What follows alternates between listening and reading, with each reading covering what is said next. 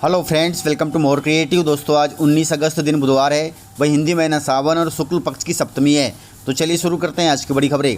यदि आपको खबरें पसंद आए तो वीडियो को लाइक ज़रूर करिएगा और इसी प्रकार की खबरों के लिए चैनल को सब्सक्राइब कर बेल आइकन पर क्लिक कर दें। दोस्तों, खबरें पूरी पाने के लिए वीडियो अंत तक जरूर देखिए और आप हमें प्रदेश के किस जिले से देख रहे हैं कमेंट बॉक्स में जरूर बताइएगा। दोस्तों, किसानों की आय बढ़ाने के लिए सरकार ने की है बड़ी पहल के तहत अब मध्य प्रदेश में प्लास्टिक मल्चिंग पर 50% तक सब्सिडी दी जाएगी। गाइस, मध्य प्रदेश में किसान अब पारंपरिक खेती के साथ आधुनिक तकनीकों को भी अपना रहे हैं। किसानों की आमदनी बढ़ाने और खेती में पानी की बचत के लिए सरकार प्लास्टिक मल्चिंग तकनीक को बढ़ावा दे रही है। इस तकनीक से खेती करने वाले किसानों को सरकार की ओर से लागत पर 50% तक अनुदान दिया जा रहा है। प्लास्टिक मल्चिंग के जरिए किसान साल भर सब्जियों तथा उद्यान की फसलों का उत्पादन कर सकते हैं। इससे पानी की बचत के साथ फसल की गुणवत्ता और उत्पादन बढ़ाने में भी मदद मिलेगी।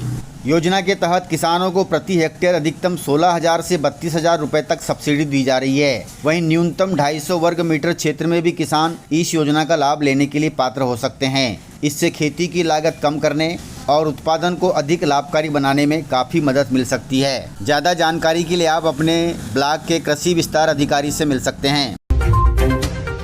गाइस, मध्य प्रदेश में 2 लाख कर्मचारियों तथा अधिकारियों को मिलेगा इंक्रीमेंट का तोहफा। मध्य प्रदेश के करीब 2 लाख अधिकारी तथा कर्मचारियों के लिए अच्छी खबर है। इन सभी को जुलाई महीने से वार्षिक एरियर का फायदा मिलने वाला है। इसका सीधा असर अगस्त में मिलने वाले वेतन में दिखेगा, यानी अगस्त की सैलरी पहले से बढ़कर आएगी। यह इंक्रीमेंट 7वें वेतनमान के नियमों के तहत दिया जाता है। इससे मूल वेतन में सीधे 3% की बढ़ोतरी की जाती है। मूल वेतन बढ़ने से एनपीएस या पेंशन अंशदान में जमा होने वाली राशि भी बढ़ जाती है, यानी कर्मचारियों को कई स्तर पर इसका लाभ मिलेगा।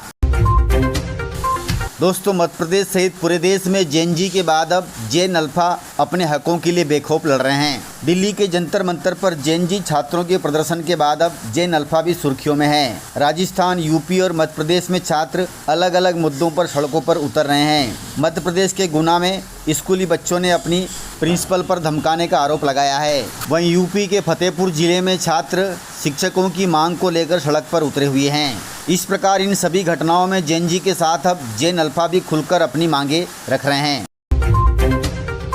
गाइस, लाडली बहनों के लिए जरूरी खबर है। सामने आया है लाडली बहना योजना का लेखा जोखा। मध्य प्रदेश में लाडली बहना योजना के तहत पात्र महिलाओं को हर महीने 1500 रुपये दिए जा रहे हैं। इस योजना के तहत जिन महिलाओं को शुरुआत से अभी तक 38वीं किस्तें मिल चुकी हैं, उनके खाते में अब तक कुल 49,000 रुपये जमा हो चुके हैं और आज के दिन मुख्यमंत्री मोहन यादव मैहर जिले से 39वीं किस्त के तहत 1750 रुपये भी ट्रांसफ़र करने वाले हैं, जिससे यह राशि बढ़कर 50,000 से ज़्यादा हो जाएगी।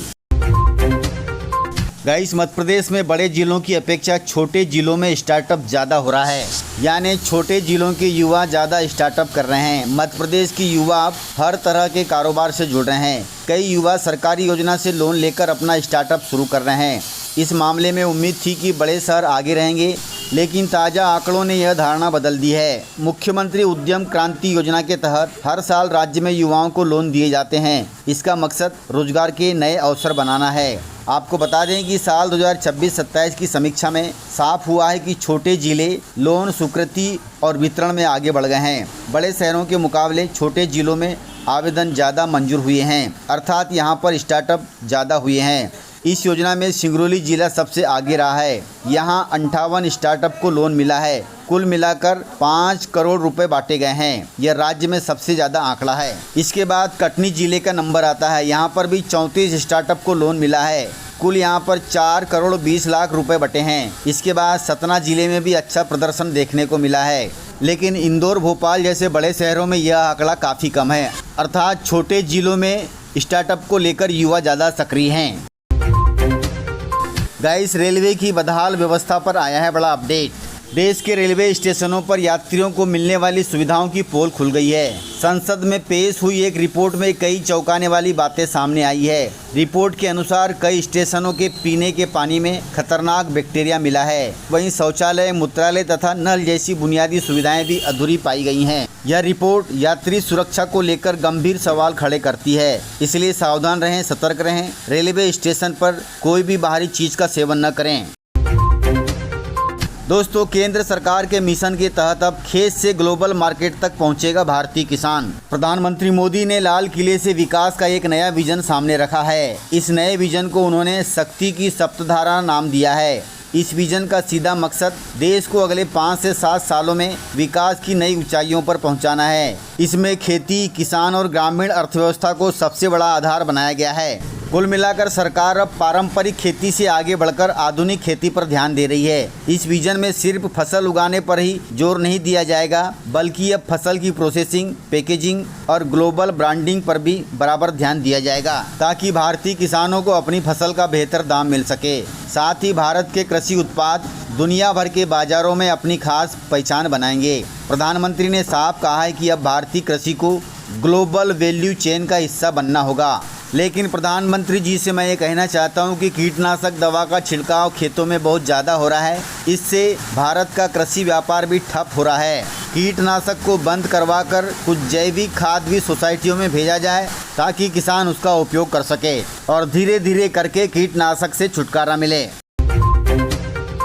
दोस्तों, प्रदेश में लगातार बारिश का अलर्ट जारी हुआ है। मध्य प्रदेश में लगातार हो रही बारिश के चलते जबलपुर के बरगी बांध का जलस्तर बढ़ गया है, जिसके कारण बांध के 9 गेट खोल दिए गए हैं। वहीं प्रशासन ने नर्मदा घाटों के आसपास रहने वाले लोगों के लिए अलर्ट जारी कर दिया है, ताकि मुसीबत से बचा जा सके।